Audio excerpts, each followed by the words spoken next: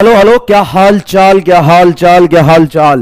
Audio and video clear है तो please एक बार थम्स अप कर दीजिए बेटा। Hello hello hello hello hello, का हाल चाल बा हो। ऑडियो वीडियो क्लियर सुनात बा, दिखात बा तो थम्स अप कर दी। भाई कुछ ज्यादा जल्दी में था क्या यार। बैच खोल देता।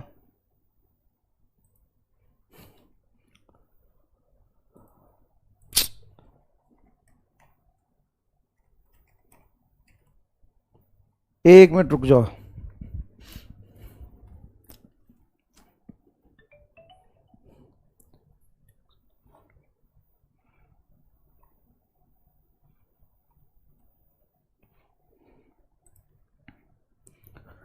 Wait a minute, wait a minute, wait a minute. Okay,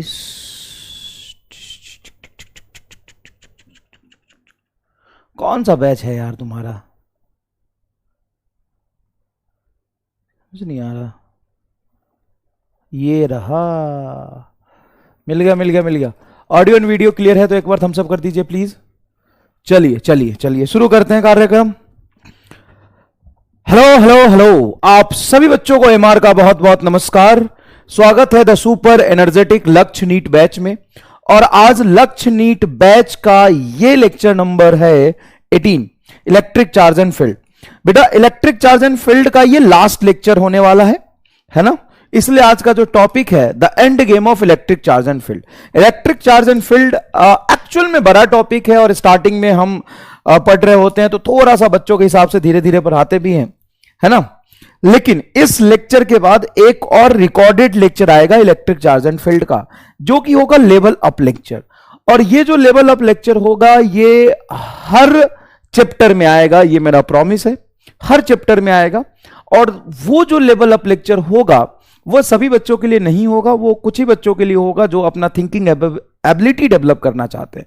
वो lecture not required for the board, वो लेक्चर बोर्ड के लिए बिल्कुल भी नहीं है। उस लेक्चर को बोर्ड के लिए ना देखे, डेरिवेशन के लिए ना देखे। वो लेक्चर नीट के लिए भी नहीं है। तो किसके लिए है? ऐसे ही है, मन कर रहा है मेरा पढ़ाने का, सारे बैच में पढ़ाता हूं तो इसलिए तुमको भी पढ़ा दूंगा, है ना। कुछ ऐसी चीज है जो हमें आना चाहिए लेकिन हम उसके काबिल नहीं है सारे लोग, इसलिए वो लेक्चर सभी के लिए नहीं है। ना तो वो लेक्चर बोर्ड के लिए, मैं फिर से रिपीट करता हूं, वो लेक्चर बोर्ड के लिए नहीं है। पहली बात, वो लेक्चर बोर्ड के लिए नहीं है।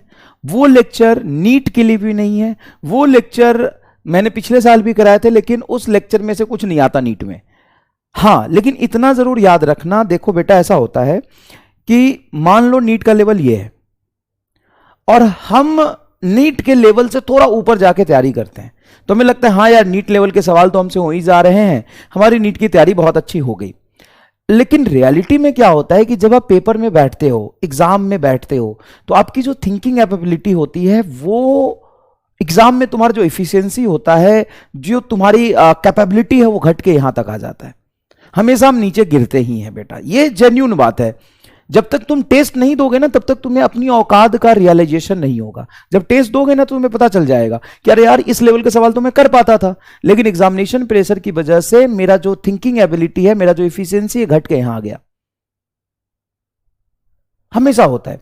दूसरी बात, मान लो नीट का लेवल ये है और इसी लेवल पे तुम प्रैक्टिस करते रहोगे ना तो इसी लेवल के सवाल तुम्हें मुश्किल लगते रहेंगे। लेकिन जो बच्चा एक्स्ट्रा एफर्ट मारना चाहता है, एक्स्ट्रा मेहनत करना चाहता है, जिससे क्या होगा कि आपकी थिंकिंग एबिलिटी भी इंक्रीज होगा, नीट लेवल के सवाल आपको आसान लगने लगेंगे, आपकी इफिशियंसी यहां चली जाएगी। जब आपका लेवल यहां चला जाएगा, एग्जाम में गिरोगे भी ना तो कम से कम यहां पे आके अटकोगे।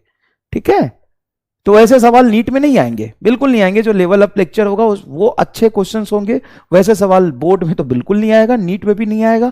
वो तुम्हारी थिंकिंग एबिलिटी डेवलप करने के लिए वो रिकॉर्डेड फॉर्म में आएगा। जिसको देखना है देख लेना, जिसको नहीं देखना है मत देखना। और प्लीज सर देखना जरूरी है क्या? अरे भाई अपना हिसाब से देखना, बोर्ड के लिए तो नहीं है, नीट के लिए भी नहीं है। उस लेक्चर के बिना भी तू नीट क्वालिफाई कर सकता है। अब फालतू सवाल मत पूछना, ठीक है। टाइम अगर मैनेजेबल है तो देख, नहीं है मैनेजेबल मत देख। उससे बेहतर है कि तू 11 के चैप्टर कर ले, उससे बेहतर है कि जो यहां पे छूटा हुआ है ना वो सब कर ले, उससे बेहतर है ना एवरेज लेवल के सवाल की प्रैक्टिस कर ले। समझ गया? वो रिकॉर्डेड फॉर्म में मिलेगा, कब मिलेगा वो मेरी मर्जी है। लेक्चर मेरा है, दूंगा अपने समय से, तेरे मांगने से नहीं दूंगा, है ना, कूदने से नहीं दूंगा, मेरा मर्जी होगा दूंगा, नहीं होगा नहीं दूंगा, समझ गया? ठीक है। और अच्छे से लेक्चर को पढ़ो, समय कम मिलता है, पीडीएफ से रिवीजन करो। और कुछ लोग वन शॉट मांग रहे, बेटा ओ बेटा एक काम करो ना, 11वीं क्लास में अभी से एडमिशन ले लो, पढ़ाई शुरू नहीं किया कि वन शॉट, तेरा ना गांव में जो कंपाउंडर का दुकान होता है ना वो भी खुलने जाएगा ना, तो तेरे गांव के लोग खुद के घर वाले और पड़ोसी वाले धरने पे बैठ जाएंगे, साला ये तो कंपाउंडर बनने लायक भी नहीं है। अभी सेशन शुरू नहीं हुआ कि अभी से वन शॉट चाहिए इनको, जाके देख ले एनसीईआरटी वाला पे, कंपटीशन वाला पे बहुत पढ़ा हुआ है वन शॉट, वहां से पढ़ ले जाके। अभी शुरू हुआ नहीं लेक्चर, वन शॉट दे दो हमको, वन शॉट चाहिए। डॉक्टर बनेगा रे तू गांव में ना कंपाउंडर बनने के लिए भी दुकान खोलेगा ना, घर वाले पत्थर मारेंगे। अभी शुरू नहीं हुआ सिलेबस ढंग से, अभी से वन शॉट अभी से काम चोरी, चल काली। देख इधर, एक पहला सवाल और जोरदार सवाल, ये खुद में ही एक लेवल अप सवाल है, और इस सवाल को ध्यान से पढ़ना और सॉल्व करने की जल्दीबाजी मत करना, ठीक है? सॉल्व करने की जल्दीबाजी बेटा मत करना, ठीक है?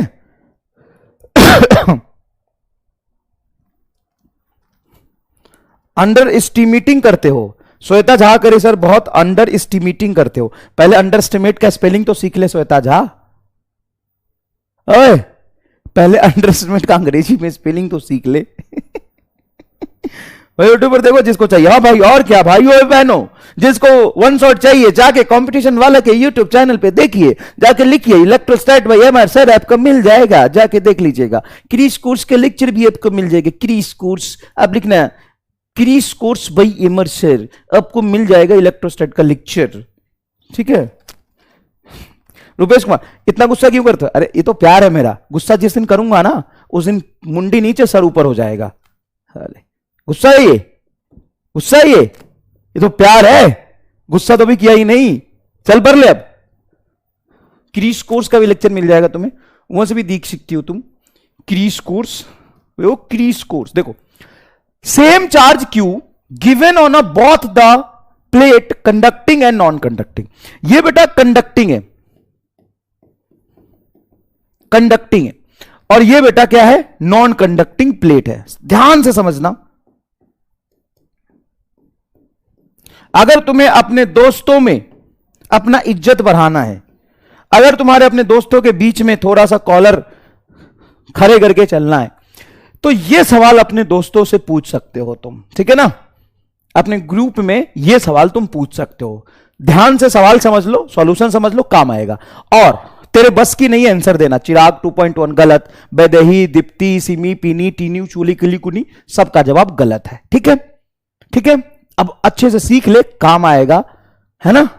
देख, अपने दोस्तों के ग्रुप में अपनी इज्जत बढ़ाने के लिए यह सवाल पूछना और फिर उनको सॉल्यूशन दिखा देना।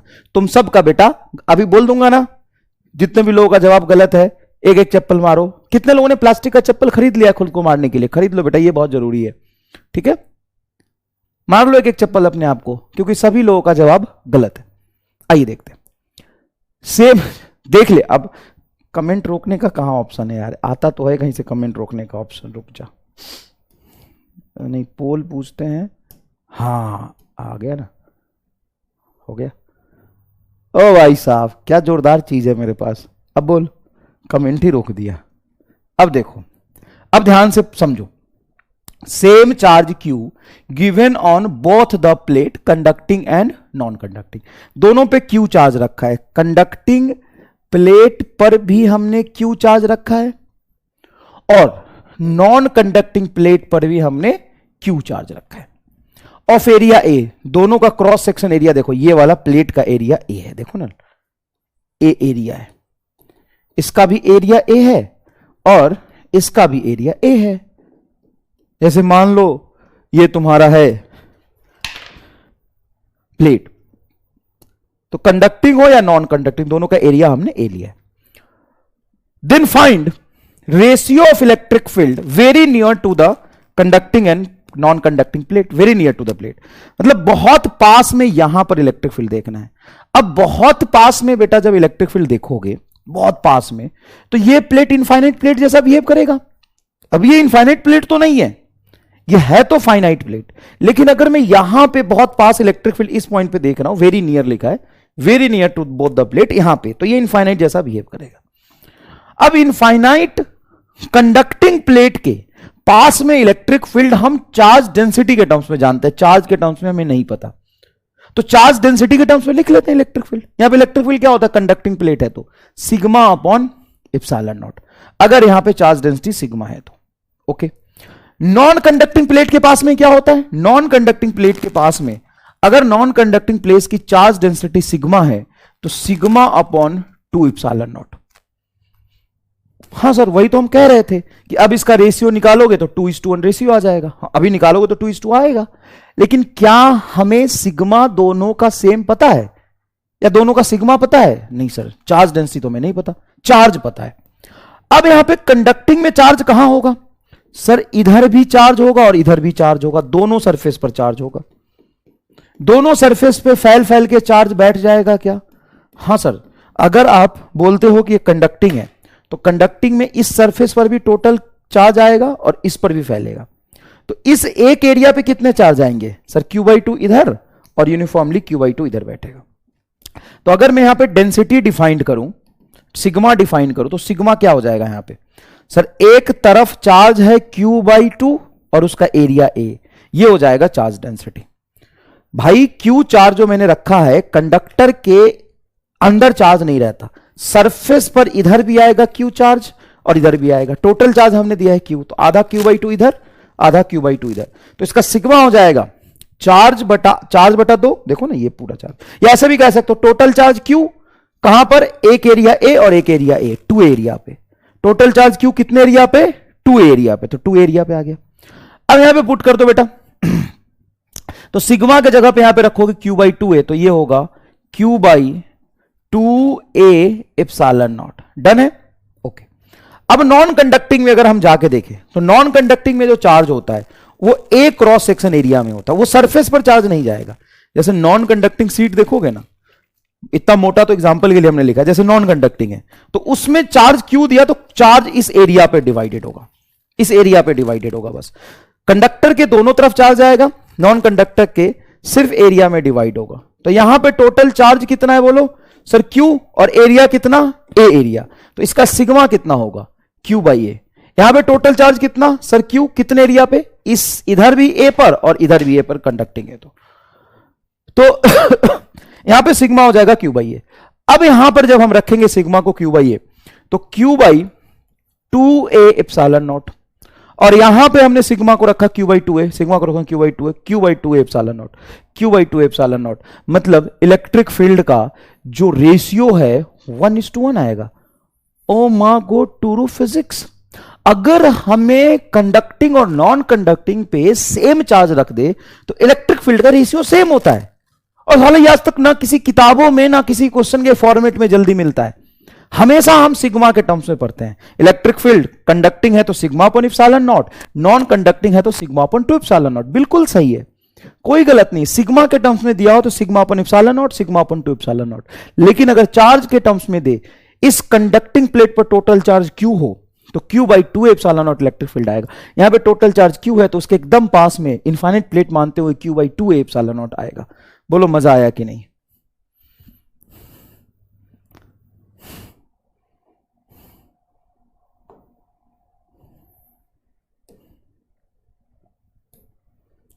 आंसर 1:1 है, बिल्कुल ठीक। हाँ अब बताइए समझ में आया कि नहीं आया, फटाफट।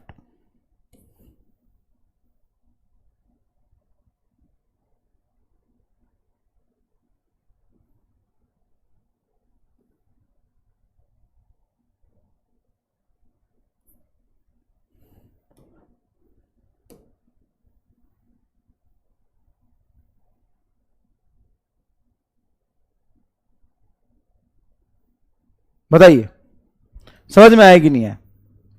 हाँ तो कमेंट बंद करके समझने की कोशिश करोगे तो समझ में आएगा। अब बताओ कितना जोरदार सवाल है, बताओ तुम अपने अगर दोस्तों के ग्रुप में पूछोगे तुम्हारी इज्जत बढ़ेगी कि नहीं बढ़ेगी, बताओ, क्योंकि तुम खुद ही गलत बता रहे थे। रामलाल युगांडा वासी, बुझाया। अब बताओ तुम अपने दोस्तों में से पूछोगे तो कितने लोग सही जवाब देंगे, बताओ, कोई देगा इसका सही जवाब? बोल। नहीं तुम खुद ही बता, क्योंकि तू खुद ही नहीं दे रहा था।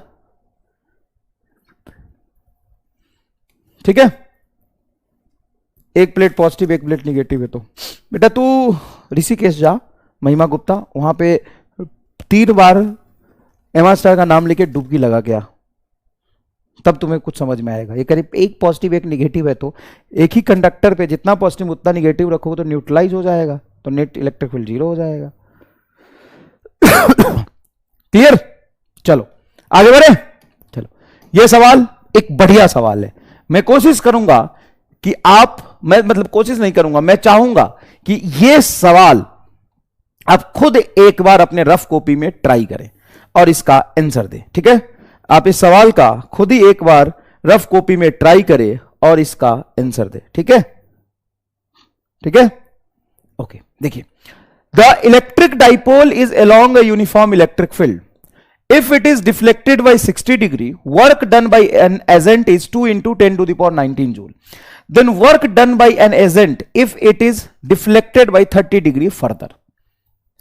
बढ़िया सवाल है, बढ़िया सवाल है। आपको इस सवाल में 2 बार कंसेप्ट लगाना पड़ेगा। क्या है? An electric dipole is along a uniform electric field. तो सबसे पहला सिचुएशन हम देखते हैं केस 1 में। इनिशियली जो इलेक्ट्रिक डाइपोल है इलेक्ट्रिक फील्ड की तरफ है, तो इसका इनिशियल पोटेंशियल एनर्जी बेटा लिख लेना चाहिए -P। कोई बुराई है क्या? नहीं sir. It is deflected by 60 degree. Electric field से डाइपोल को 60 डिग्री घुमा दिया। कितना घुमा दिया भाई? 60 डिग्री घुमा दिया। तो फाइनल पोटेंशियल एनर्जी क्या हो जाएगा? -PE cos 60 degree.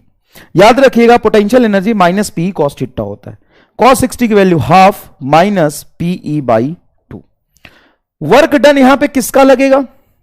जब कुछ ना लिखा हो तो हम एक्सटर्नल एजेंट का वर्क लेते हैं। Electric dipole is uniform electric field if it is deflected by 60 degree, work done bye an agent. Agent लिखा मतलब एक्सटर्नल एजेंट लिखा।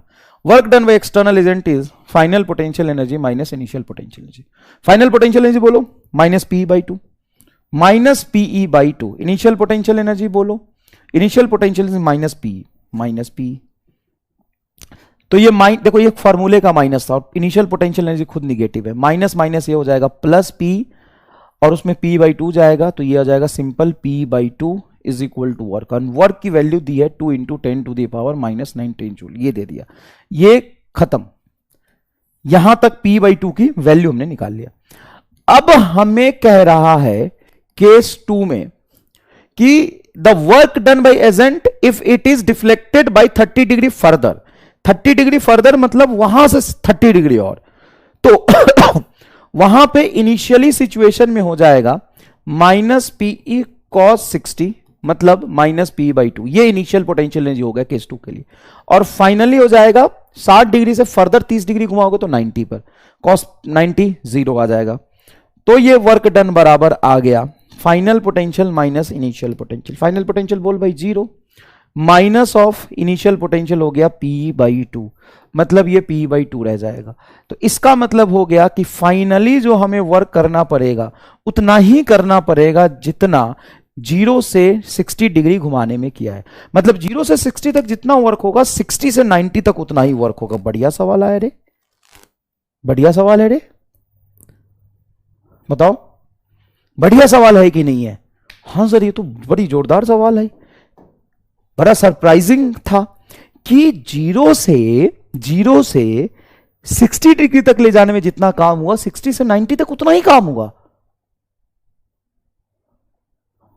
एकदम तगड़े तगड़े सवाल आ रहे हैं आज, मतलब अच्छा लग रहा है। ऐसे सवाल क्या होता है जो हाईली कंसेप्चुअल अनएक्सपेक्टेड होता है उसको सॉल्व करने में मजा आता है ना? सॉल्व करने में मजा आता है और चैट रोक देने में मुझे और ज्यादा मजा आता है। तुमको भी आता है क्या? हाँ सर, कम से कम शांति बना रहता है तो सवाल सॉल्व करने पर ध्यान जाता है, नहीं तो हम तो चले किधर। सवाल देख, work done by electric field to rotate the dipole from stable to unstable equilibrium. चलो इसको करो, चलो चलो इसको करो, चलो आओ रोक देते फिर से। पी साइन थीटा होता है ना दीपांशु, ये भांग का नशा खाया गया, घर के पीछे भांग का पेड़ तोड़ के खा गया ये। दीपांशु राज, दीपांशु राज लिख दो, दीपू गधा है लिख दो सबके सब, होश ही नहीं है इसको रे। साइन थीटा टॉर्क में आता है, वर्क डन में पोटेंशियल एनर्जी आता है, पोटेंशियल एनर्जी में कॉस होता है। चलो देखो, work done by electric field to rotate the dipole from stable to unstable equilibrium. करिए प्लीज, देखते हैं कितने लोग सही से कर पाते हैं। समय देते हैं आपको, हम भी करते हैं थोड़ा छुपा के।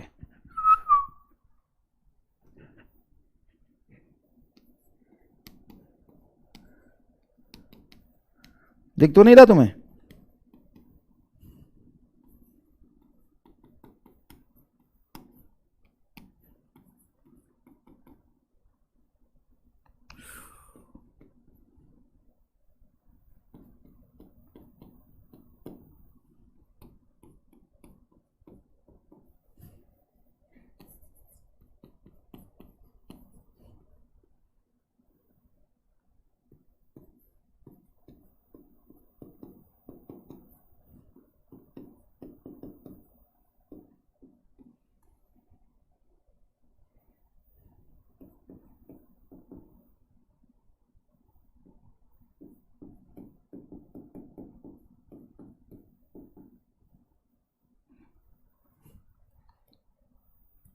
चलिए बताइए कमेंट में फटाफट कितना जवाब आया आपका,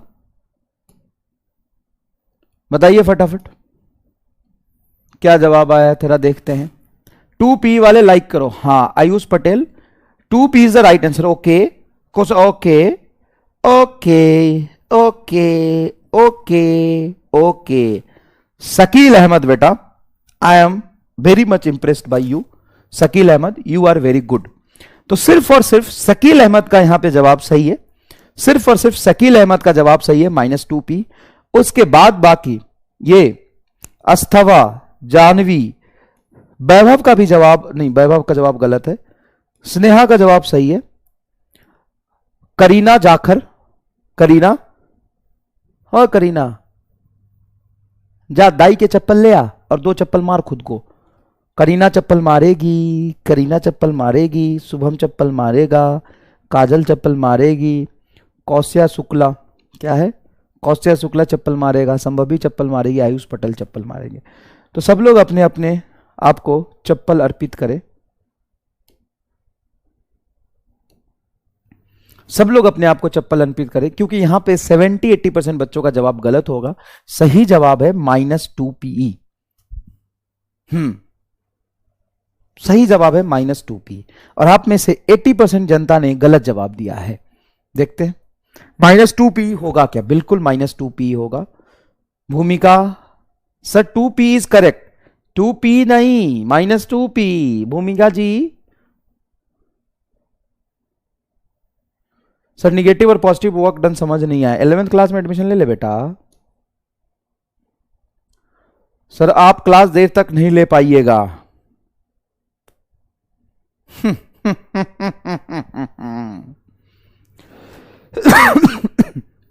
चलो देखो यहां पे छोटा सा एक सीख था, क्या था मैं आपको बता देता हूं फटाफट। सबसे पहली बात, इनिशियली 0 डिग्री एंगल था और फाइनली 180 डिग्री एंगल था। क्यों? क्योंकि स्टेबल इक्विलिब्रियम कहां पे होता है 0 डिग्री पे, और अनस्टेबल इक्विलिब्रियम कहां पे होता है 180 डिग्री पे। ये तो बात आपको पता चल गया है। उसके बाद आपको लिखना work done is equal to negative change in potential energy. Negative change in potential energy क्यों लिखना है? क्योंकि यहां पे वर्क किसका पूछा है, इलेक्ट्रिक फील्ड का।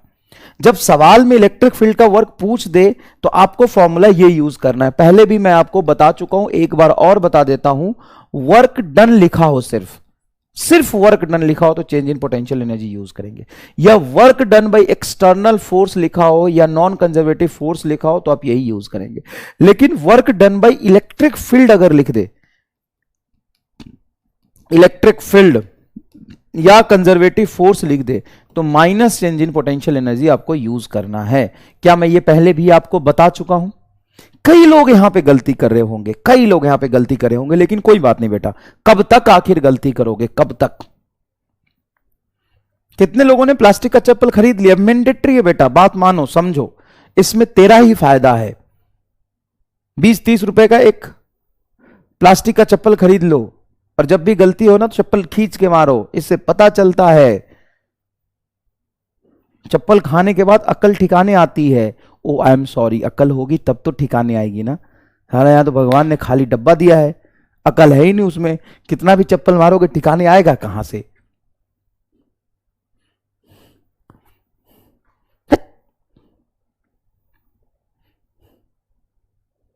आज जूता खरीद ले, सही है, ज्यादा चूहा जैसा है, जूता खा के सुधरेगा। कोई बात नहीं, ये समझ में आया? फटाफट बता दीजिए प्लीज, क्लियर है ये चीज? और नहीं तो क्या, अकल होगा तब तो ठिकाने आएगा ना। -2p होगा सिमरन बेटा, बहुत बढ़िया सिमरन बेटा, बहुत अच्छी हो तुम, मेरा सही है फर्स्ट टाइम, पहली बार सही किया है। पल्लवी का -2p, sorry sir, not in mind. Okay, have you mind? You don't have mind, then how can have you in mind? U initial minus U final क्यों करेंगे, वही तो एक्सप्लेन किया ना बेटा। यहां पे देखो, पहले के जितने भी सवाल थे उसमें सिर्फ work done to rotate the dipole था, यहां पे work done by electric field है। सर यहां पे तो कंफ्यूजन क्रिएट हो जाएगा, बार बार हमें ध्यान रखना पड़ेगा। बस इतना सा ही तो ध्यान रखना है भाई, कोई बहुत लेंदी कैलकुलेशन नहीं है ना, कोई बहुत लेंदी मैथमेटिक्स तो नहीं हो रहा। सिंपल सी बात यहां पे ध्यान रखना है कि इलेक्ट्रिक फील्ड है कि सीधा डायरेक्ट वर्क पूछा है। ये तो बायो लेवल का सवाल है, ये भी नहीं कर पाओगे। कितना बायो लेवल जैसा सवाल है ये, एकदम सिंपल।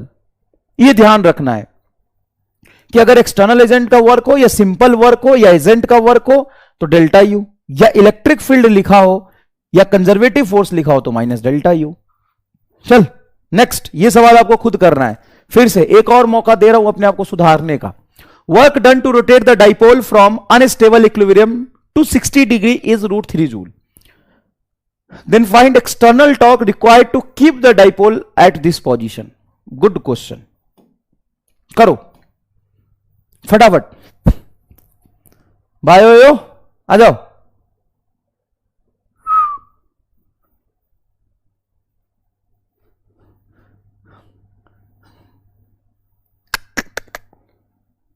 कर हम नहीं सुधरेंगे तो तुम्हें क्या लगता है मैं कौन सा सुधर जाऊंगा?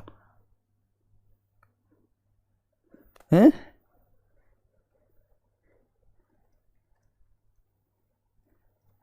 कर,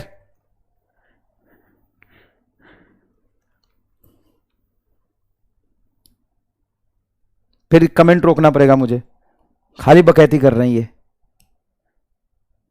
समझ आ गया, उद्देश्य भी यही था सोनम सोहम, समझ आ गया, उद्देश्य भी यही था कि तुम्हें समझ आ जाए बेटा। चलो चलो आओ करो।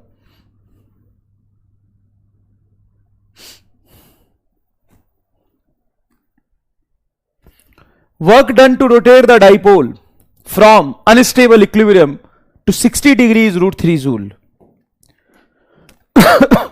Then find external torque required to keep the dipole at this position. चलिए करते हैं सॉल्व। सबसे पहले देखिए कि वर्क कौन रहा है। Work done to rotate the dipole from unstable equilibrium to 60 degree.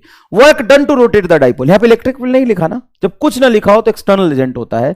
Work done is equal to होगा simple change in potential energy, मतलब final potential energy minus initial potential energy from unstable equilibrium to 60 degree. Unstable equilibrium तुम्हारा initial position है, तो initially unstable equilibrium पे है तो initial theta क्या रहा होगा 180 डिग्री, क्योंकि अनस्टेबल इक्विलिब्रियम 180 पर होता है। तो इनिशियल पोटेंशियल एनर्जी को माइनस पीई कॉस 180 डिग्री। बेटा बार बार मैं बोल रहा हूं कि आप फॉर्मूला पुट करके यहां पे पोटेंशियल एनर्जी मत कैलकुलेट करना, पहले से निकाल लेना, नहीं तो बहुत ज्यादा माइनस होगा। और तू बायोलॉजी है, कॉस 180 डिग्री, बायोलॉजी की पावर हमेशा याद रखना बेटा, कॉस 180 डिग्री -1 होता है, माइनस माइनस प्लस पी आ जाएगा। तो ये हो गया तेरा इनिशियल पोटेंशियल एनर्जी। फाइनली कहां लाया 60 डिग्री पर।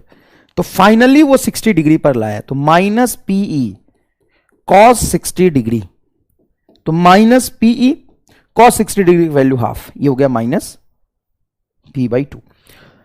अब यहां पे फाइनल पोटेंशियल इज क्या आ रहा है, minus P by two minus PE by to.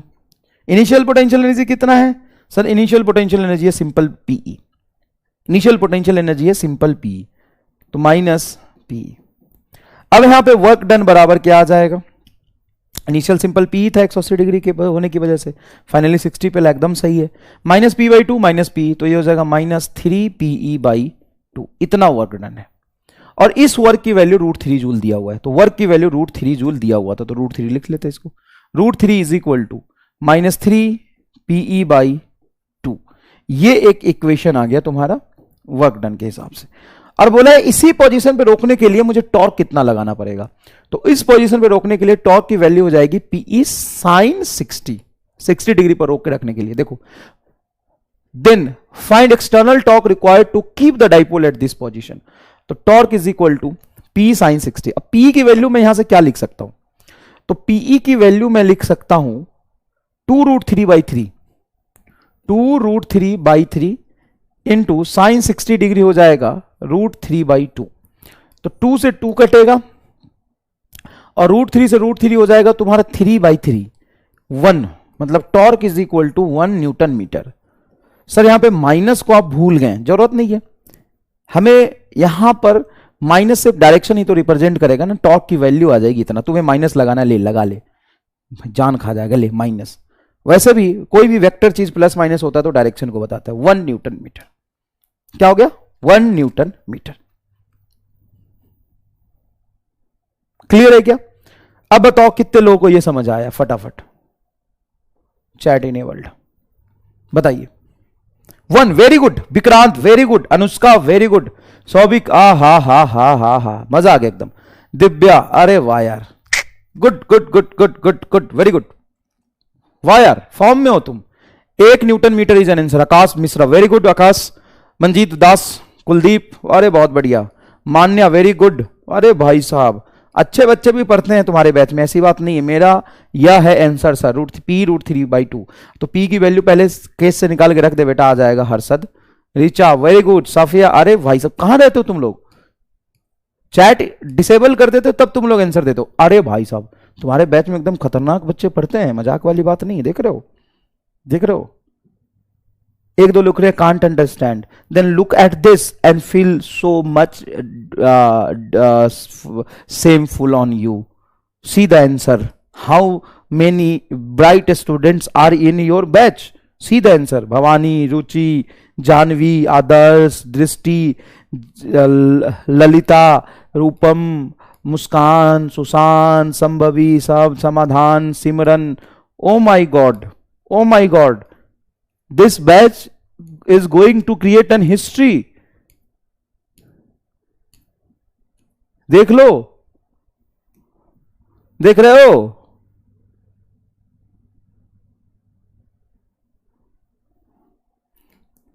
जोरदार एकदम, बहुत बढ़िया, खतरनाक।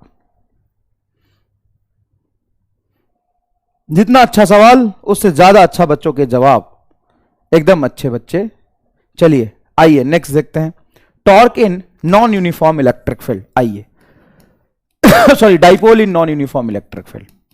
Dipole in uniform electric field को रिवाइज कर लेते हैं फटाफट। अगर डाइपोल यूनिफॉर्म इलेक्ट्रिक फील्ड में होता है तो क्या होता है बताओ। इस टॉपिक पे तो अपनी पीएचडी हो गई, बोरिया भर भर के सवाल कर लिया बेटा, बोरिया भर भर के सवाल कर लिया। क्या देखो, dipole in uniform electric field, dipole in uniform electric field, net force always zero. क्या इसमें आपकी सहमति है? अगर यूनिफॉर्म इलेक्ट्रिक फील्ड है तो उस पर नेट फोर्स हमेशा जीरो ही लगेगा।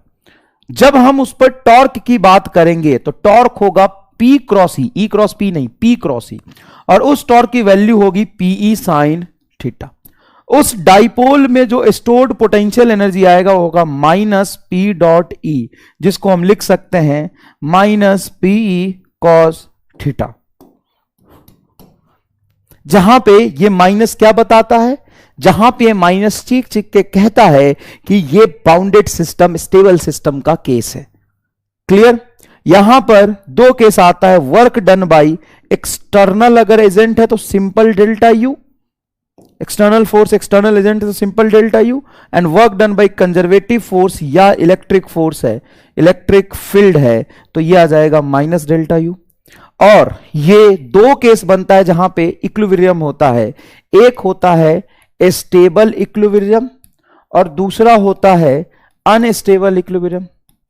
अनस्टेबल इक्विलिब्रियम, स्टेबल इक्विलिब्रियम होता है बेटा 0 डिग्री पर और अनस्टेबल इक्विलिब्रियम होता है 180 डिग्री पर।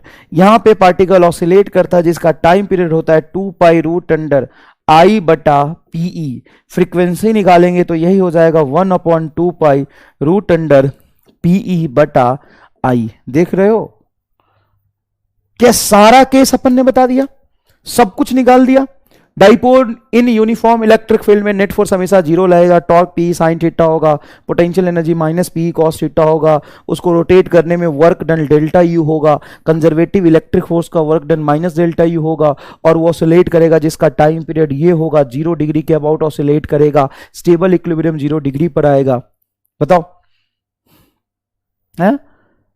और जहां पे अगर आप ट्रांसलेशनल इक्विलिब्रियम की बात करेंगे तो हमेशा ही है, क्योंकि हमेशा फोर्स 0 लग रहा। Net equilibrium rotational and translation 0 और 180 पे होगा। क्लियर है क्या एकदम? Net force 0 P sine theta. चमका सर जी, ओके बेटा, बहुत बढ़िया बहुत बढ़िया। अब आते हैं dipole in non uniform electric field. Dipole in non uniform electric field. एक बात बताऊं, अगर मैं तुमसे पूछूं यूनिफॉर्म इलेक्ट्रिक फील्ड का सोर्स, यूनिफॉर्म इलेक्ट्रिक फील्ड कैसे पैदा ले सकता है, और नॉन यूनिफॉर्म इलेक्ट्रिक फील्ड का सोर्स कौन कौन सा है? Non uniform electric field, non uniform electric field किसका किसका होता है? एग्जांपल बता सकते हो क्या? पॉइंट चार्ज के बारे में बात करूं तो पॉइंट चार्ज का इलेक्ट्रिक फील्ड कैसा होता है? Non uniform. जैसे जैसे आप आगे जाएंगे electric field inversely proportional to R square नहीं होता, इलेक्ट्रिक फील्ड की वैल्यू घटती नहीं है, तो पॉइंट चार्ज का इलेक्ट्रिक फील्ड क्या होता है? Non uniform. अच्छा, इनफाइनाइट लाइन चार्ज का, इनफाइनाइट लाइन चार्ज का, इनफाइनाइट लाइन चार्ज का भी इलेक्ट्रिक फील्ड नॉन यूनिफॉर्म होता है। 2 के लैम्डा बाई आर, याद करो 2 K lambda by R inversely proportional to R होता है। अच्छा, स्फेयर का, स्फेयर का भी नॉन यूनिफॉर्म होता है। अच्छा, प्लेट का, प्लेट का यूनिफॉर्म होता है। कंडक्टिंग, कंडक्टिंग प्लेट या नॉन कंडक्टिंग प्लेट का देखेंगे, सीट का देखेंगे तो इलेक्ट्रिक फील्ड कैसा आता है? नॉन यूनिफॉर्म आता है भाई मेरे।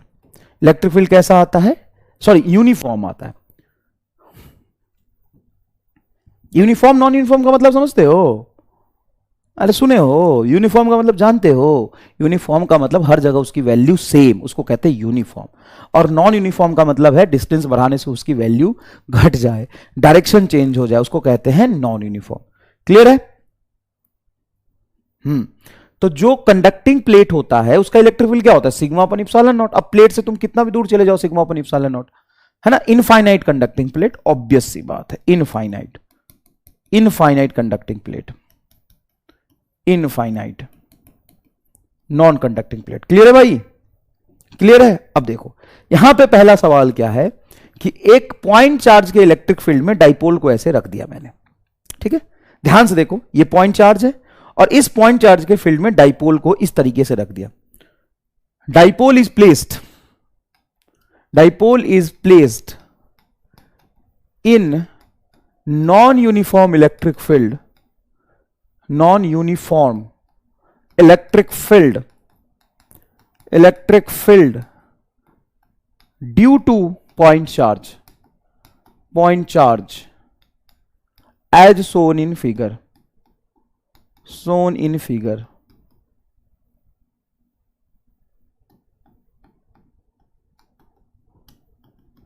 ठीक है, अब बताओ इस पर फोर्स किधर लगेगा? नेट फोर्स की डायरेक्शन क्या होगी? फोर्स लगेगा कि नहीं लगेगा? अगर फोर्स लगेगा तो नेट फोर्स की डायरेक्शन किधर होगी, ये बताओ। सर अच्छा सवाल है, हाँ बहुत सुंदर सवाल है। चलो बताओ नेट फोर्स की डायरेक्शन किधर होगी? Direction of net force, option A along plus X axis, option B along minus X axis, option C along plus Y axis, option D 0, option E along X Y plane. बोल बोल मुन्ना बोल।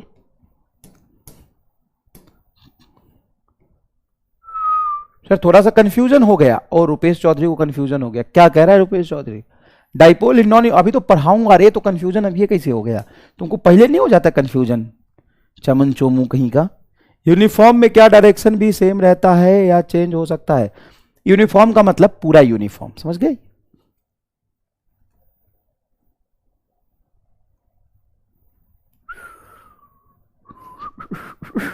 चलो बोलो। क्या कहता है जनता? जनता एकदम बायोलॉजी है। जनता क्या है? एकदम बायोलॉजी है, रटंत विद्या का यूज करती है, एकदम तुक्का जनता है। ये जनता क्या कहलाता है? ये जनता एकदम तुक्का कहलाता है। गलत। ये तो मैंने ऐसी फर्जी दे दिया था, और जो सबसे फर्जी ऑप्शन मतलब ऐसे बिना मन का लिख दिया था, उसी में सबसे ज्यादा जनता ने तुक्का लगाया है। तुम ऐसे ही जनता हो ना, तुम्हारे नीट में निगेटिव में नंबर आएंगे तुक्का लगाते लगाते। तुक्का लगाने में भी थोड़ा दिमाग चाहिए होता है, वो भी नहीं है तुम्हारे पास। Answer easy. अच्छा कैसे बेटा अनंत? 4 चप्पल अपने आप को मार बेटा, तुरंत मार। खुद का चप्पल नहीं तो घर वालों के चप्पल लेके मार। लाइब्रेरी में बैठा है तो लाइब्रेरियन का चप्पल लेके मार, अपने पड़ोसी का चप्पल लेके मार, लेकिन चप्पल मार खुद को। आकांक्षा तू भी चप्पल मार, तू चप्पल मार, तू चप्पल मार, तू चप्पल मार, चप्पल मार, चप्पल मार, चप्पल मार, चप्पल मार, चप्पल खोर जनता। सब अपने आप को एक चप्पल मारो, क्यों? सबका गलत जवाब है भाई।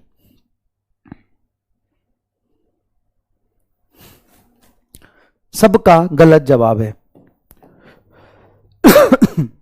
ए डी, डी भी गलत है, ए भी गलत है। अब बोल, अब 2 ही ऑप्शन बचे, बी वो भी गलत है। अब क्या होगा? सिर्फ जो तुमने सबसे ज्यादा नेग्लेक्ट किया था वही वास्तविकता में सही जवाब है। आओ दिखाते हैं। हे भगवान, कैसी चप्पल खोर जनता है। इस पॉजिटिव चार्ज की वजह से यहां पर इलेक्ट्रिक फील्ड इधर है, यहां पर इलेक्ट्रिक फील्ड रेडियली आउटवर्ड इधर जा रहा है। ये डाइपोल रखा है। डाइपोल ऐसे रखने का मतलब यहां पे कौन सा चार्ज है? प्लस, और यहां पे कौन सा चार्ज है? माइनस। तभी तो एरो ऊपर है, निगेटिव चार्ज से पॉजिटिव चार्ज की तरफ। अब यहां पे जो पॉजिटिव चार्ज रखा है, इस पर फोर्स इस इलेक्ट्रिक फील्ड की वजह से किधर लगेगा? पॉजिटिव चार्ज पे फोर्स इलेक्ट्रिक फील्ड के डायरेक्शन में लगता है, तो इधर लगेगा क्या फोर्स? हाँ सर, इधर फोर्स लगेगा। इलेक्ट्रिक फील्ड की तरफ ही फोर्स लगता है पॉजिटिव चार्ज पे, और निगेटिव चार्ज पर फोर्स इलेक्ट्रिक फील्ड के अवे लगेगा, मतलब इधर लगेगा फोर्स। ठीक है। अब इस डाइपोल पर तुम ध्यान से देखोगे, इस डाइपोल का एफबीडी बनाओगे, एफबीडी ऑफ डाइपोल। जिसका भी एफबीडी बनाते हैं उसको एक पॉइंट से रिप्रेजेंट करते हैं।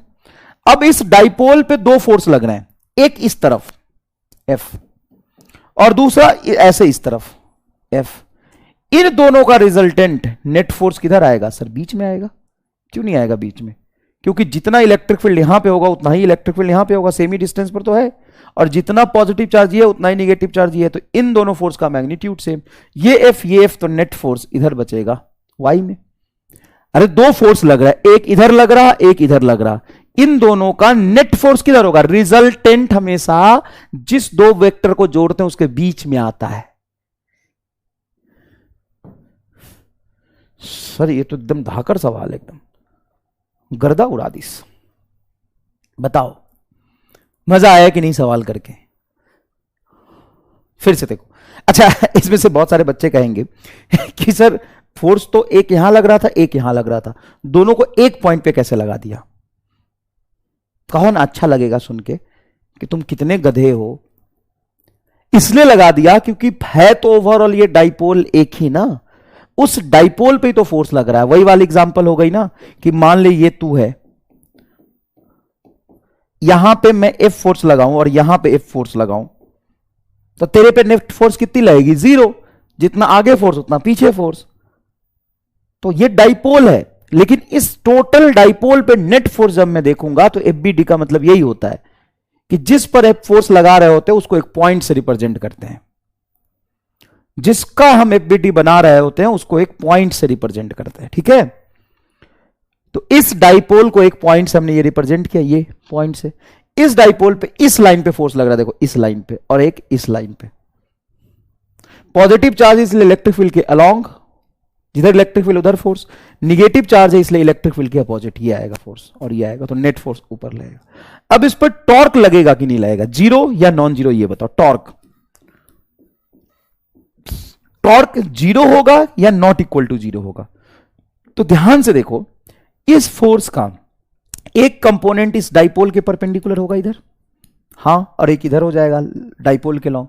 इस फोर्स का एक कंपोनेंट इधर आएगा, क्या ये कपल फॉर्म करेंगे? हां, तो torque will also act, torque will also act, torque will also acts. तो नॉन यूनिफॉर्म इलेक्ट्रिक फील्ड में फोर्स भी लगता है, टॉर्क भी लगता है। तो सर हमेशा फोर्स लगेगा ही लगेगा? जरूरी नहीं है। जैसे यूनिफॉर्म इलेक्ट्रिक फील्ड में यह बात रखना ही है कि यूनिफॉर्म इलेक्ट्रिक फील्ड है तो नेट फोर्स हमेशा जीरो ही लगेगा, और टॉर्क लग भी सकता है, नहीं भी लग सकता है। 0 डिग्री पर टॉर्क जीरो होता है, 60 डिग्री 30 डिग्री पर टॉर्क लगता है। नॉन यूनिफॉर्म इलेक्ट्रिक फील्ड की बात करेंगे तो उसमें हर सिचुएशन में अलग अलग रिजल्ट आएगा, और वो आपको देखना पड़ेगा। यहां पर टॉर्क भी लग रहा है और फोर्स भी लग रहा है। नेट फोर्स देखो ना along Y axis, F net is not equal to zero along Y axis, Y में लग रहा है। एंड टॉर्क भी लग रहा है, फोर्स भी लग रहा है, टॉर्क भी लग रहा है। क्लियर है क्या? वो सिचुएशन पे डिपेंड करेगा। जैसे इनफाइनाइट लाइन चार्ज है, अब इस इनफाइनाइट लाइन चार्ज से ये डाइपोल मैंने ऐसे रख दिया, देखो ध्यान से, ये डाइपोल है, इसका निगेटिव चार्ज यहां होगा, पॉजिटिव चार्ज यहां होगा। अब यूनिफॉर्म लाइन चार्ज से इलेक्ट्रिक फील्ड का पैटर्न कैसा होता है बेटा? इलेक्ट्रिक फील्ड का पैटर्न कैसा होता है? कुछ इस तरह से। ये इलेक्ट्रिक फील्ड लाइंस आ रहा होगा, थोड़ा सा अच्छा इलेक्ट्रिक फील्ड लाइंस बनाते हैं। ये इलेक्ट्रिक फील्ड लाइंस आ रहा होगा इधर, ऐसे इलेक्ट्रिक फील्ड लाइंस आ रहा होगा, ऐसे होगा, ऐसे होगा, मतलब एक पॉइंट से निकलता हुआ इलेक्ट्रिक फील्ड लाइंस बस दिखा रहा हूं मैं।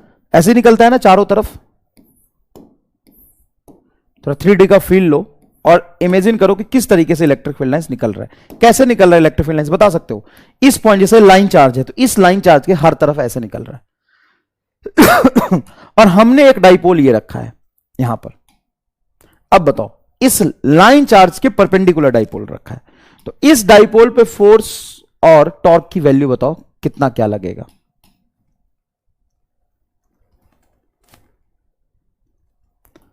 ध्यान से देखो, ध्यान से देखो। तो इस पॉजिटिव चार्ज पर ये इलेक्ट्रिक फील्ड की वजह से आगे फोर्स लगेगा क्यू ई, और ये डाइपोल के लेंथ के लॉन्ग है, और इलेक्ट्रिक फील्ड से पीछे फोर्स लगेगा क्यू ई। अब ध्यान से देखोगे तो net force will act along negative x axis. Net force लगेगा जीरो। बेटा यही चप्पल उतार के मारना शुरू करूंगा ना, सबके सब एकदम गधे, बाहियात, घटिया, नालायक, जीरो लगेगा। इधर भी एकदम कर दिया होगा।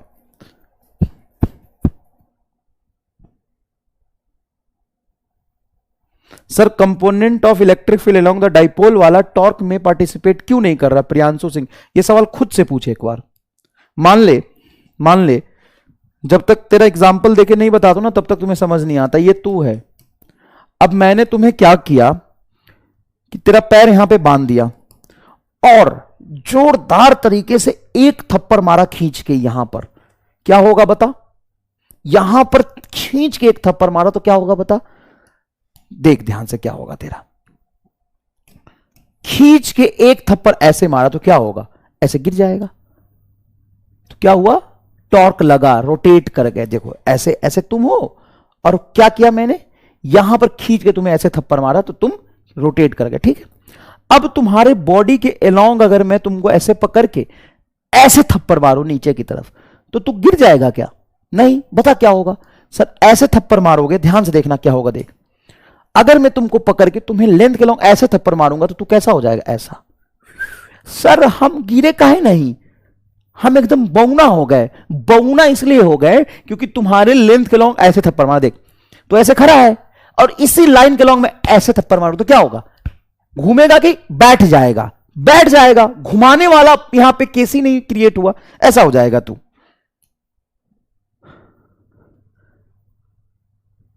रोटेट करने का मतलब होता है लेंथ के परपेंडिकुलर जब फोर्स लगाते तभी वो घूमता है। जैसे ये पेन है और इस पेन पर मैं ऐसे फोर्स लगाऊं तो ये घूमेगा। अब तू ये गधा है, अब इस गधे को मैं ऐसे मारूं, ऐसे देख कितना सुंदर एग्जांपल दिया, देख ऐसे थप्पड़ मारूं तो क्या होगा? वी वी वी, देख ये बचेगा।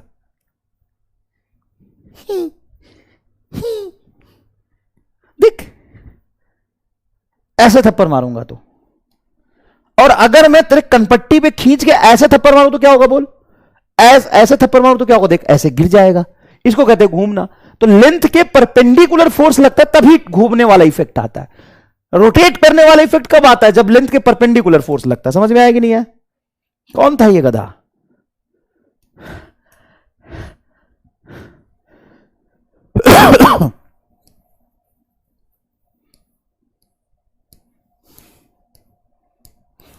डिलीट कर दिया अपना मैसेज, डिलीट करके भाग गया, बौना हो गया वो, बौना। देख इधर, मतलब थोड़ा सा सवाल पूछने से पहले सोच समझ लिया कर ना यार, क्या पूछ रहा है। थोड़ा सा अपने ऊपर करके देख लिया कर कि ये मैं हूं, मैं ऐसे लगाऊंगा तो कहां घूमूंगा, रोटेशनल इफेक्ट पैदा नहीं लेगा, ऐसे मारूंगा तो घूम जाऊंगा। खुद को मार ले थप्पड़। मतलब थोड़ा फिजिक्स इतना सिंपल है ना, इतना सिंपल है ना कि क्या बताऊं कितना सिंपल है, but not for you all bio yo, because you never think, you never imagine, you बस से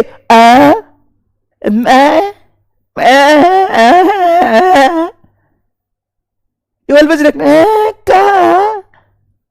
you never think, you never relate, you never imagine, you always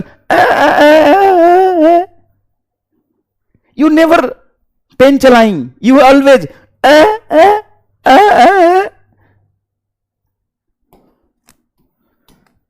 यहां पे तुमने कर दिया नेट फोर्स 0। करने से पहले तूने यह भी नहीं सोचा कि लाइन चार्ज के पास है ये, तो यहां पर इलेक्ट्रिक फील्ड E1 ज्यादा होगा, यहां पर इलेक्ट्रिक फील्ड कम होगा। E1 is greater than E2। अगर यहां पे इलेक्ट्रिक फील्ड ज्यादा है तो यहां पर फोर्स पीछे की तरफ ज्यादा लगेगा, इसलिए net force along negative x axis में लगेगा। कहां लगेगा net force? Negative x axis में लगेगा। समझ में आया?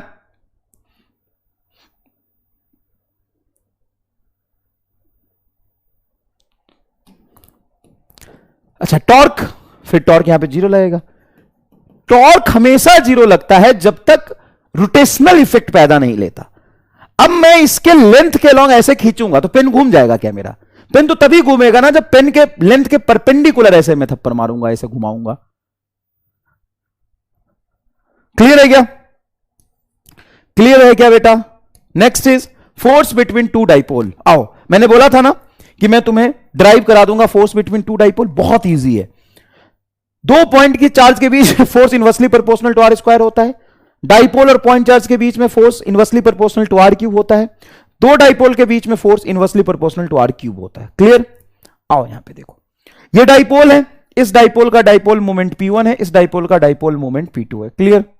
ओके भाई साहब, अब मुझे बताओ इस डाइपोल की वजह से इसमें मैं फोर्स लिखना चाहता हूं, तो मैं क्या करता हूं कि इस डाइपोल की वजह से इस डाइपोल में स्टोर्ड पोटेंशियल एनर्जी लिख लेता हूं।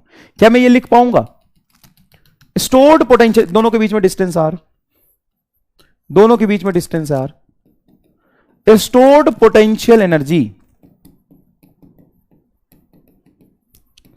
इनर्जी, ENERGY, कोई मुझे घनघोर इंग्लिश नहीं बोलेगा। Stored potential energy in the dipole P2 due to dipole P1। क्या लिख सकते हो? क्या लिख सकते हो? हां, इजी है। इसके वजह से यहां पर इलेक्ट्रिक फील्ड लिख लेते हैं। अब मुझे पता है ये डाइपोल है, डाइपोल के एक्सिस पर r डिस्टेंस पर यहां पे इलेक्ट्रिक फील्ड तो मैं लिख ही सकता हूं जो डाइपोल के लॉन्ग होगा। तो इस डाइपोल की वजह से यहां पर इलेक्ट्रिक फील्ड कितना होगा बोलो sir? 2kp/r Q, 2kp1/r Q, क्योंकि P1 की वजह से लिख रहे हैं। तो इसके वजह से इसके एक्सिस पर यहां पर क्या इतना इलेक्ट्रिक फील्ड होगा? हाँ। इस इलेक्ट्रिक फील्ड में अगर ये मैं डाइपोल रख दूं तो इसमें पोटेंशियल एनर्जी स्टोर कितना हो जाएगा? अरे सर ई वाला, पीई कॉस थीटा वाला। हां, तो बताओ किस में स्टोर्ड पोटेंशियल एनर्जी लिख रहे हो? डाइपोल 2 में। तो इसकी डाइपोल मोमेंट माइनस P2, इसकी वजह से यहां पर इलेक्ट्रिक फील्ड एग्जैक्टली आगे की तरफ होगा 2kp1/r3, 2kp1/r3। ये पोटेंशियल एनर्जी आ गया क्या? इसको थोड़ा सुंदर तरीके से अरेंज कर देता हूं, -2kp1p2/r3। देख ले, इसको देख ले, इसको देख ले अच्छे से। छुट्टी कब होगी? छुट्टी दे दो। बेट देख, इसी चक्कर में तेरा 11th खराब हुआ था, है ना? तो भीख मांगता हुआ फिर रहा था, है ना? 12th खराब हो जाएगा तो एकदम लेटा हुआ मिलेगा हर जगह पे। समझ में आया कि नहीं आया? भिखारी कहीं का। देख इधर,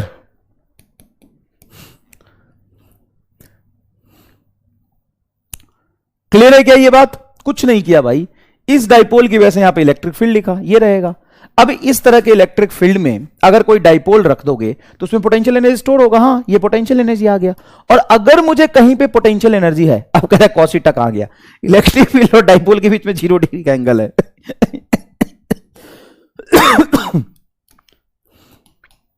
मेरी गलती, मेरी गलती।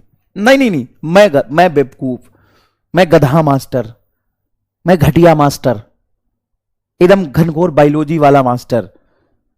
-p cos 0 डिग्री यहां पे 1 हो जाएगा, मेरी गलती। और अगर मान लो किसी भी ऑब्जेक्ट में तुम्हें पोटेंशियल एनर्जी स्टोर पता है तो तुम वहां पे फोर्स लिख सकते हो, क्योंकि फोर्स होता है -du/dr। ये तो फॉर्मूला हमने पढ़ा हुआ है 11th क्लास के वर्क एनर्जी पावर में, F is equal to -du/dr। अब हमें पोटेंशियल एनर्जी पता है, उसको डिफरेंशिएट कर दो, तो U is equal to -2kp1p2/r3। यहां पे U के जगह पे रखो। अब जब U के जगह पे तुम पूरा का पूरा पोटेंशियल एनर्जी यहां पे पुट करोगे तो क्या क्या है? -2kp1p2/r3। मुझे एक बात बताओ, यहां पे जो कांस्टेंट है क्या वो डिफरेंशिएशन से बाहर आ जाएगा? जी सर, जो भी कांस्टेंट है वो डिफरेंशिएशन से बाहर आ जाएगा। तो F में सबसे पहले माइनस माइनस प्लस हो गया, 2kp1p2 कांस्टेंट है, 2kp1p2 कांस्टेंट है। अंदर डिफरेंशिएशन किसका होगा? 1/r³ का। ये r³ ऊपर चला जाएगा, dr का पावर -3 डिवाइडेड बाई dr, ये रिलेशन बनेगा। क्लियर? सर r का पावर -3 कैसे हो गया? क्योंकि पूरा पोटेंशियल एनर्जी में ऊपर में है 2kp1p2, वो बाहर आ गया, 1/r³ था। 1/r³ में r³ को ऊपर ले गए तो r का पावर -3 लिखेंगे। सर ठीक है, समझ आ गया। अब इसका डिफरेंशिएशन करिए, तो जो भी पावर है वो बाहर आ जाएगा, तो -3 बाहर आ जाएगा, तो -3 बाहर आएगा, 2 पहले से था, तो -6kp1p2 -6kp1p2 बटा r का पावर जो भी उसमें से एक घटा देंगे, तो -3 में -4 करें, -1 करेंगे तो -4, r का पावर -4 नीचे ले जाएंगे तो r का पावर +4। इस पूरे डेरिवेशन में नीट और बोर्ड के हिसाब से सिर्फ और सिर्फ तुम्हारे काम का यही है कि force is inversely proportional to r का पावर 4, दैट्स इट। मैं कह रहा हूं ना, डेरिवेशन काम का नहीं है, भरोसा रख। क्यों किया? क्योंकि तुम्हें थोड़ा कॉन्फिडेंस आ जाए रटते समय, और कोई बात नहीं है। अच्छा, तुम्हें थोड़ा सा थिंकिंग एबिलिटी भी तो डेवलप हुआ ना बेटा, कि देखो यार, दो डाइपोल के बीच में फोर्स हमने दो ही लाइन में ड्राइव कर लिया।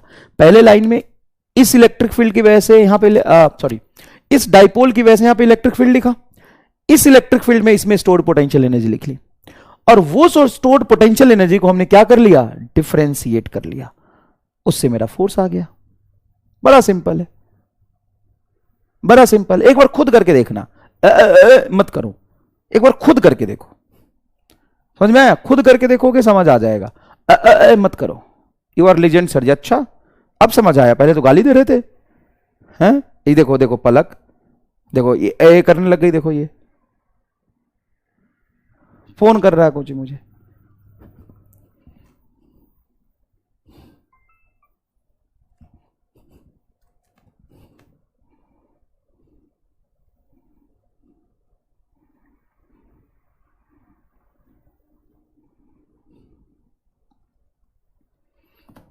चलो चलो आगे बढ़े।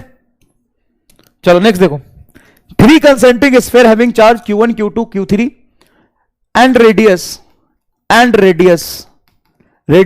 a b and c, ठीक है, ए बी एंड सी। अब इलेक्ट्रिक फील्ड हमें निकालना है, कहां पे निकालना है? Then find electric field, then find electric field at 1 2 and 3। अब 1 2 3 कहां है, ध्यान से सुनना। 1 2 3 कहां है, ध्यान सुनना। ये पॉइंट है 1 जो कि सेंटर से स्मॉल r1 डिस्टेंस पर है। ये पॉइंट है 2 जो कि r2 डिस्टेंस पर है, और ये पॉइंट है 3 जो कि r3 डिस्टेंस पर यहां है। इन तीनों ही जगह पर इलेक्ट्रिक फील्ड लिखना है। अच्छा सवाल है, नीट में भी ऐसे सवाल आ जाते हैं, घबराने की जरूरत नहीं है बेटा, हम जानते हैं। अच्छा, इसमें बच्चा एकदम निहायती घटिया बच्चा एक सवाल पूछता है, क्या सर ये हॉलो है कि सॉलिड है? अबे एक सॉलिड में दूसरा सॉलिड कैसे रखेगा? तीनों हॉलो होगा तभी तो कंसेंट्रिक स्फीयर बनेगा। चल ठीक है, कोई बात नहीं। तो सबसे पहले फर्स्ट पॉइंट पर इलेक्ट्रिक फील्ड देखते हैं, इस पॉइंट पर, इस पॉइंट पर इलेक्ट्रिक फील्ड देखते हैं। तो एक बात बताओ, ये जो स्फीयर है जिसका रेडियस स्मॉल बी है, इस बी वाले रेडियस के स्फीयर पे चार्ज Q2 है, उसके वजह से अंदर में इलेक्ट्रिक फील्ड कितना होगा सर? 0 Q2 का, और Q3 का भी अंदर में आएगा 0। तो इलेक्ट्रिक फील्ड फर्स्ट पॉइंट पे बनेगा सिर्फ K Q1 बटा R1 का square, that's it. Am I correct? Yes, am I very much correct? Next, second point पर इलेक्ट्रिक फील्ड कहां पर? यहां पर, ये सेकेंड पॉइंट है। गज कैसे लिखा है मैंने? यहां पर जब आप इलेक्ट्रिक फील्ड देखोगे तो यहां पर इलेक्ट्रिक फील्ड इस Q1 स्फीयर के बाहर पॉइंट है, इस Q2 स्फीयर के बाहर पॉइंट है। तो अगर स्फीयर के बाहर पॉइंट होता है तो स्फीयर के चार्ज को सेंटर पे मान लेते हैं। तो ये होगा K Q1 plus Q2 divided by R2 का स्क्वायर, इजी है। E3 क्या होगा?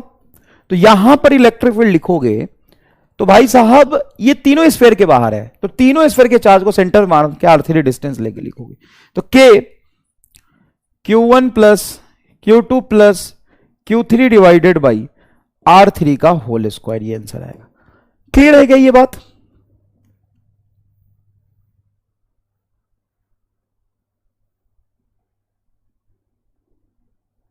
क्लियर है क्या बात?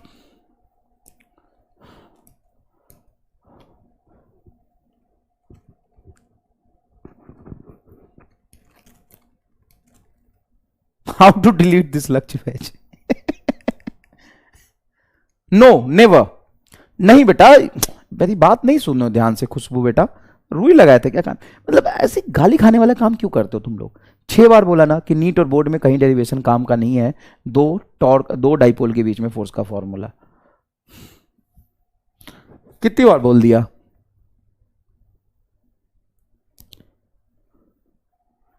क्या ये आसान है ना भाई? आसान है ना? नेक्स्ट देखो, नेक्स्ट देखो, charge on inner and outer sphere of concentric sphere due to induction. Concentric sphere due to induction. यहां पर एक चीज समझिएगा प्लीज, जो मैं कह रहा हूं ध्यान सुनिएगा। जैसे मान लो ये एक तुम्हारा स्फीयर है,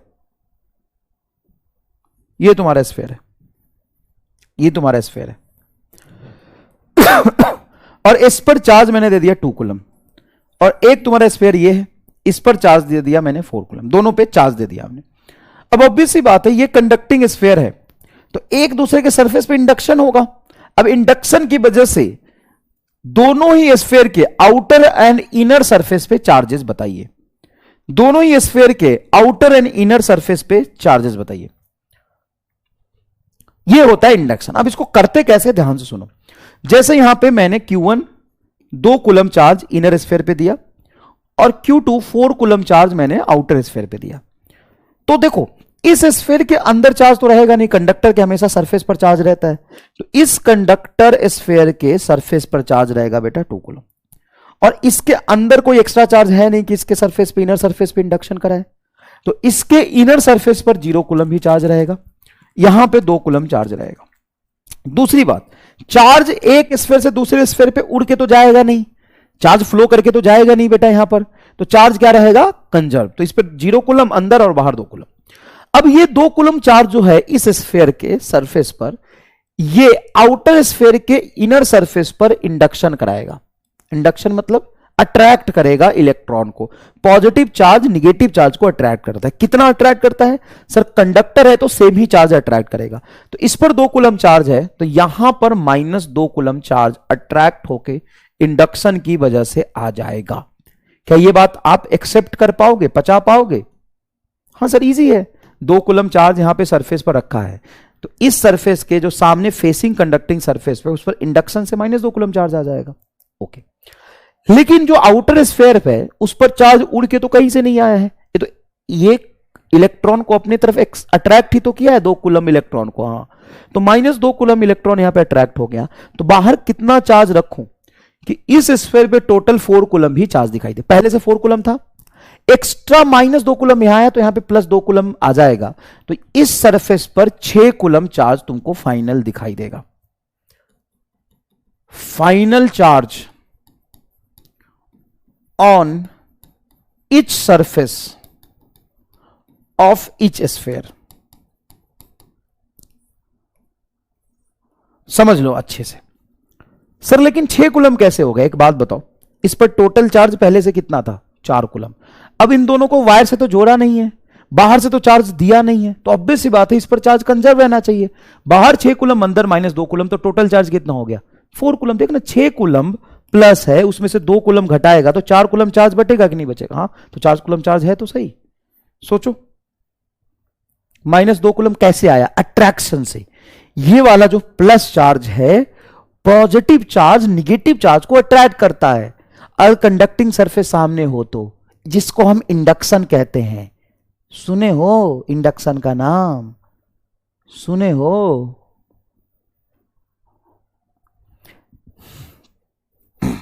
अब यहां पे 2 इंपॉर्टेंट लाइन लिखी है हमने, क्या इन दोनों का यूज बहुत अच्छे से किया हमने। क्या, total charge on each sphere will be conserved. Her sphere पर टोटल चार्ज कंजर्व रहेगा, चाहे ये स्फीयर हो ये स्फीयर हो।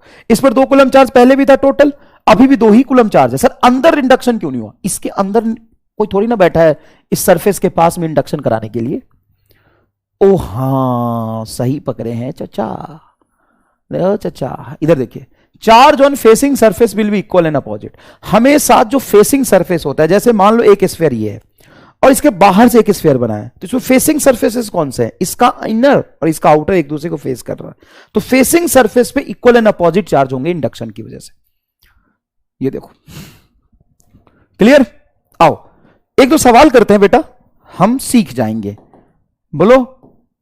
2 तरह के बच्चे होते हैं, एक कहते हैं और एक कहता है हम कर लेंगे। तुम कौन से हो, ए वाले की कर लेंगे? भाई देख इधर, 3 स्फीयर दे दिया, इस पर चार्ज दिया हमने +4 कूलम Q1 +4 कूलम, इस पर दिया मैंने -2 कूलम, Q3 दिया मैंने +6 coulomb. Find final charge on each sphere. बोलो। और देखो, तुम्हें ना एक अंदर से आग होनी चाहिए, एक जिद होनी चाहिए कि सबसे ज्यादा अगर कोई पढ़ सकता तो मैं पढ़ूंगा, सबसे बेहतर जो सवाल सॉल्व कर सकता वो मैं करूंगा। जब तक ये चीजें अपने अंदर डेवलप नहीं होगा तब तक नहीं कर पाओगे बेटा। करोड़ों लोग बैठते हैं, सॉरी लाखों लोग बैठते हैं एग्जाम में, करोड़ ही बोल सकते हैं, 0.2 करोड़ 20-21 लाख बच्चे, 0.2 करोड़ बताओ।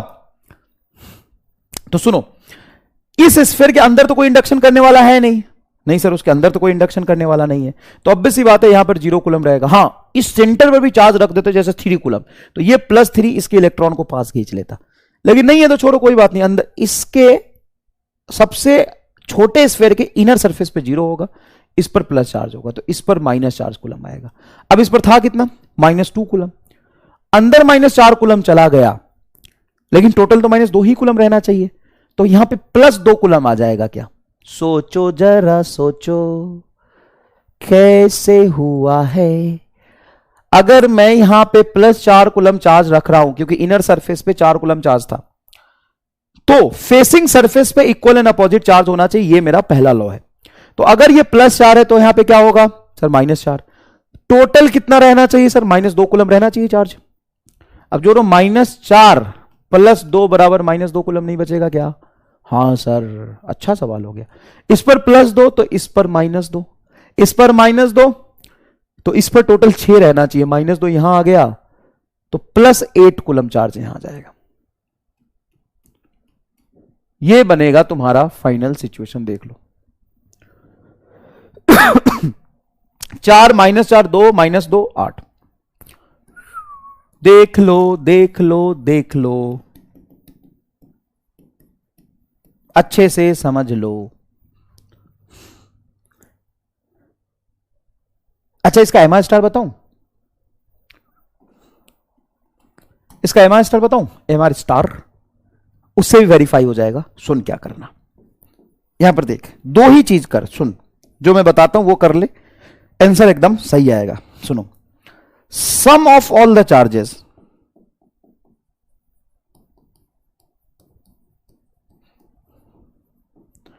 On outer surface of outer sphere, ये कर दे, और देन हर स्फीयर पर चार्ज कंजर्व कर दे। बस इतना कर दो। मैंने क्या बताया यहां पर, ध्यान सुनना। Sum of all the charges on outer surface of outer sphere, sum of all the charges on the outer surface of outer sphere, मतलब सारे स्फीयर पर जो भी तुमने चार्ज दिया है, ये गिवन चार्जेस थे ना भाई। ये कौन से चार्जेस थे बताना जरा, ये कौन से चार्जेस थे? गिवन चार्जेस थे। तो जो भी गिवन चार्जेस है उस टोटल का सम कर दो। तो देखो यहां पर 4 और 6 10, 10 में से 2 घटाओगे 8 कूलम, बाहर में 8 कूलम चार्ज रख दो, और हर सरफेस पे चार्ज को कंजर्व कर दो। सर यहां पे 8 कूलम रख दिया, हां। अब यहां पे पहले से कितना था सर? 6 कूलम था। तुमने कितना रख दिया? 8 कूलम। कंजर्व होना चाहिए चार्ज, हां, 6 ही कूलम रहना चाहिए फाइनल। तो यहां पे -2 कूलम रख दो। यहां पे -2 कूलम तो यहां पे +2 कूलम। यहां पे कितना चार्ज था सर? -2 कूलम था। यहां पे +2 कूलम रखोगे तो यहां पे -4 कूलम होगा। यहां पे -4 कूलम तो यहां पे +4 कूलम, यहां पे 0 कूलम। क्योंकि फेसिंग सरफेस पे इक्वल एंड अपोजिट चार्ज रहता है। फेसिंग सरफेस पे इक्वल एंड अपोजिट चार्ज रहता है। तो पहले मैंने तुम्हें अंदर से बाहर जाना सिखाया, अब मैंने तुम्हें अंदर से, अब सॉरी, बाहर से अंदर आना सिखा दिया। क्लियर है क्या? क्या करना है सुनो, टोटल चार्ज जोड़ के आउटर सरफेस के आउटर स्फीयर पे रख दो। टोटल चार्ज जोड़ के आउटर सरफेस के आउटर स्फीयर पे रख दो। उसके बाद चार्ज को कंजर्व कर दो। Conserved on each sphere, her sphere पे चार्ज को कंजर्व कर दो बस। और फेसिंग सरफेस पे इक्वल एंड अपोजिट रख दो, जो तुम्हें करना ही है। करके दिखाता हूं नेक्स्ट, घबराना नहीं है। देख इधर, ये बहुत आसान है यार, बहुत आसान है, बहुत ही ज्यादा आसान है। देख इधर, देखो, -2 coulomb, 8 coulomb, +3 coulomb, sorry -3 coulomb, +8 coulomb, ये गिवन चार्जेस है। गिवन चार्जेस है मतलब चार्ज जो हमने हर स्फीयर पे दिया है वो। इंडक्शन के बाद हर सरफेस पर चार्ज बताओ, बोलो। आराम से करना, आराम से। कोई मैं थोड़ी ना कह रहा हूं कि तू 1 सेकंड में करके दे दे। मैंने ऐसा बोला क्या कि 1 ही सेकंड में मुझे आंसर चाहिए? ऐसा तो मैं बोल ही नहीं रहा। Why facing surface equal and opposite? Because of induction, my dear student, because of induction. My beautiful students, my dear beautiful students, because of the induction. करिए प्लीज। 8 3 2 6 तो +8 और -2 सर 5, तो +3 कूलम बाहर आ जाएगा, है ना। 3 2 5, 8 में से 5 घटाओगे, +3 कूलम बाहर रख दो। +3 कूलम बाहर, और टोटल कितना दिया था? -3 कूलम। तो +3 कूलम बाहर रख दिया और टोटल था -3 कूलम, तो -6 कूलम यहां आना चाहिए। -6 यहां तो +6 यहां पे, क्योंकि फेसिंग सरफेस पे इक्वल एंड अपोजिट आएगा। तो +6 कूलम यहां रख दो। +6 कूलम यहां रख दिए, अंदर पे था 8 कूलम, तो +6 यहां तो +2 यहां, +2 यहां तो -2 यहां, और इधर 0 coulomb. Oh my god, very much simple. Very very much simple.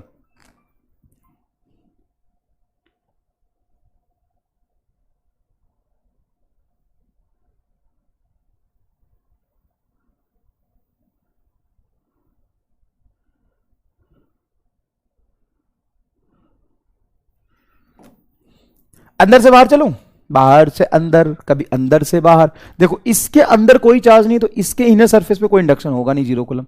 यहाँ पे -2 कूलम, और यहाँ -2 है तो यहाँ पे फेसिंग सरफेस पे +2। अब टोटल चार्ज कितना था, +8, +2 मैंने लिख दिया तो +6 कूलम यहाँ आएगा। यहाँ प्लस है तो यहाँ पे -6, यहाँ पे था -3, -6 यहाँ लिख दिया तो -3 ही होना चाहिए, -6 लिख दिया तो +3। मैं उतना ही चार्ज लिखूंगा ताकि चार्ज कंजर्व हो जाए।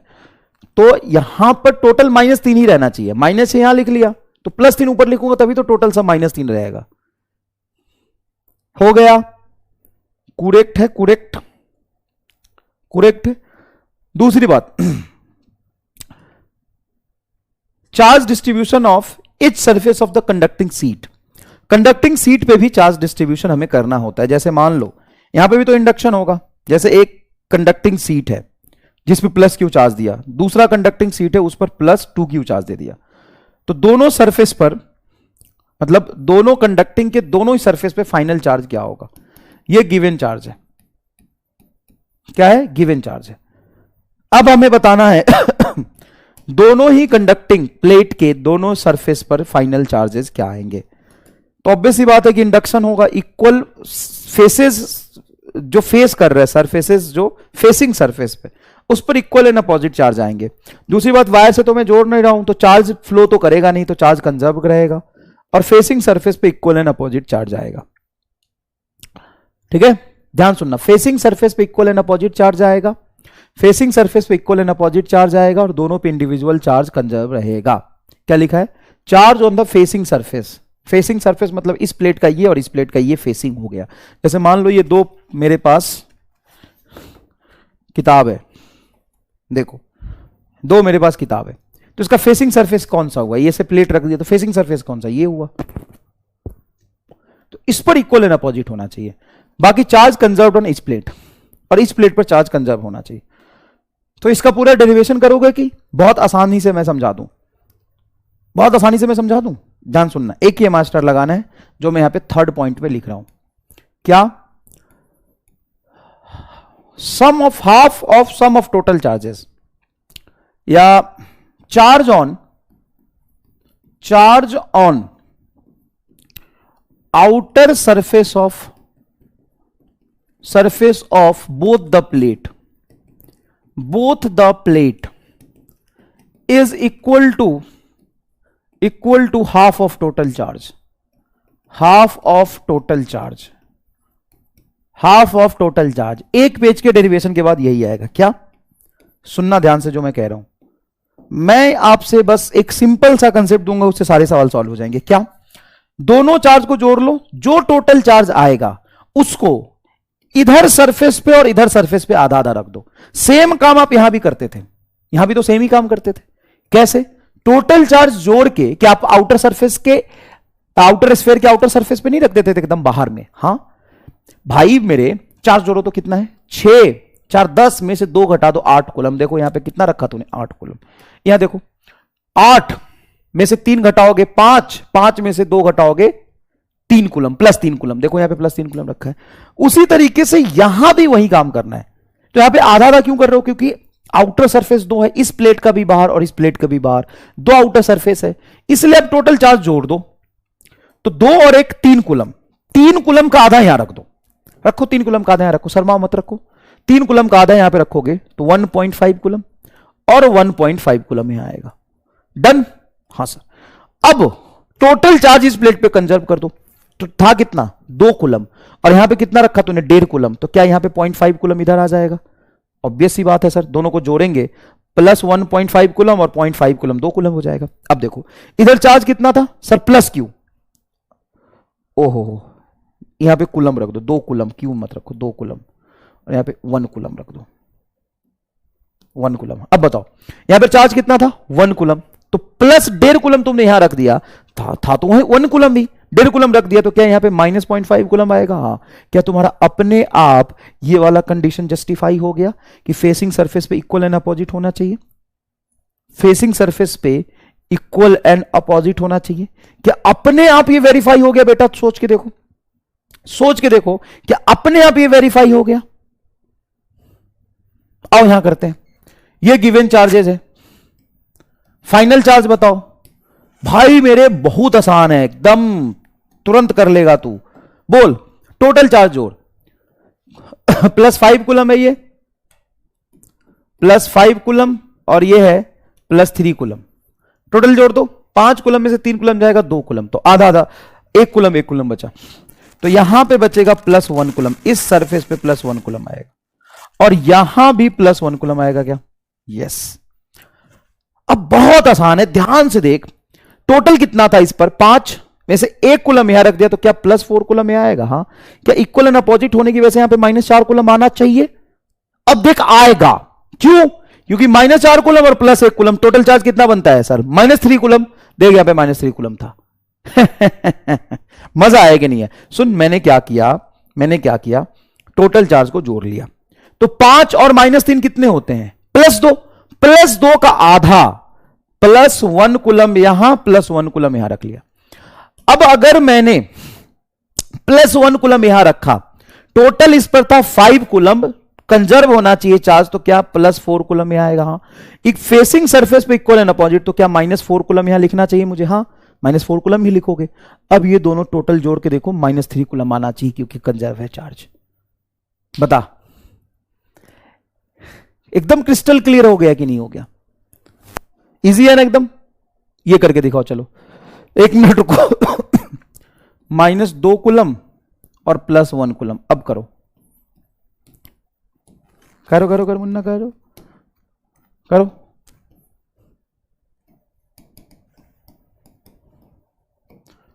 फाइनल चार्ज करो करो करो करो करो करो,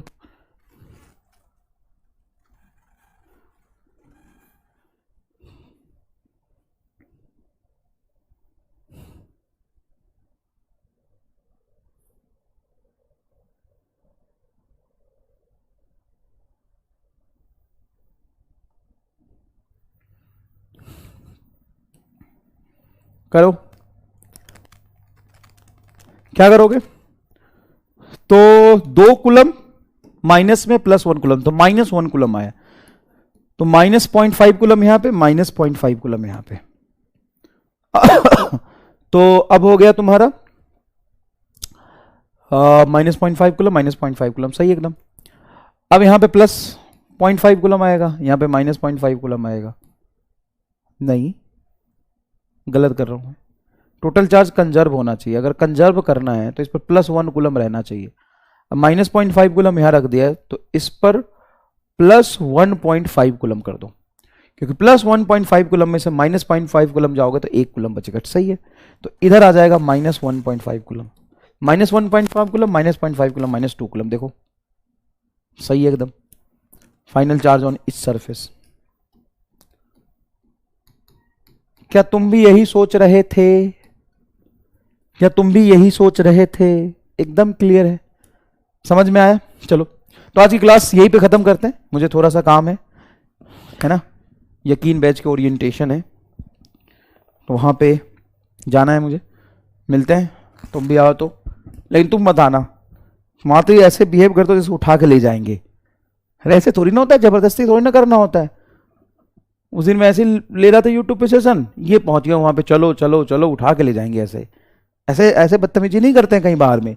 हाँ, घर के अंदर कर लो तो चलता है थोड़ा बहुत, बाहर में ऐसे इज्जत से बात किया करो यार। हाँ देखो, मैं तुम्हारी जितनी बेइज्जती कर लूं बंद कमरे में करता हूं, एकदम अंदर में एकदम। तुम भी मेरी बेइज्जती अंदर में क्या करो, बाहर में एकदम डिसेंट जैसा बिहेव करो। एक दूसरे की इज्जत बाहर में तो दिखानी है ना, कम से कम। आपस में नहीं करते कोई बात नहीं, बाहर में तो इज्जत दिखाओ। घर के अंदर तो चलो कोई बात नहीं।